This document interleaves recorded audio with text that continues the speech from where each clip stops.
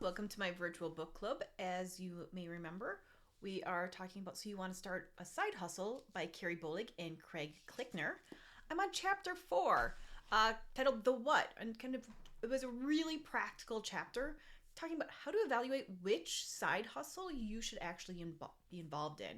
And one of the things I really liked was how we talk about ROI, return on investment, all the time, but they reminded us that there's a COI, cost of inaction. So if you always think about a side hustle but you never actually do it, then you never actually get a side hustle. So I thought that was a great reminder to start off with.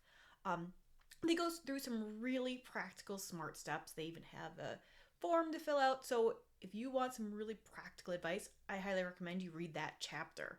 But two of the highlights that I wanted to bring up is that you should be really honest about viability. That this was really smart. They talk about how you have to look at skills, time, and money, and you don't have to be passionate about it.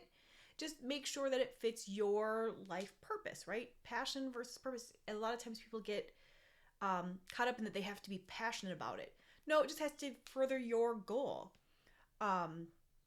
And that you don't have to be an inventor to be an owner, right? You don't have to be the one that comes up with the new biggest things.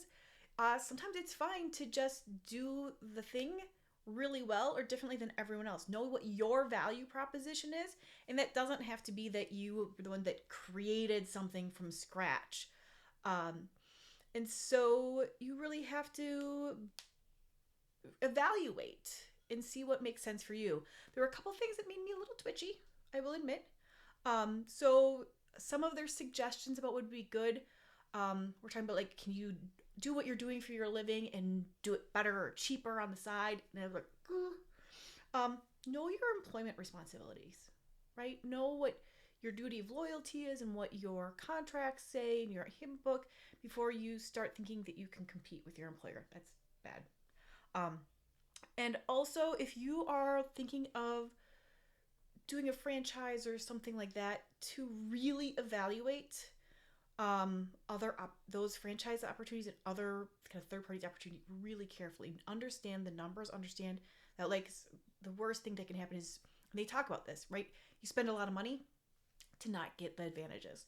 But it was a really great practical chapter. So if you're struggling to figure out what to do, this can help.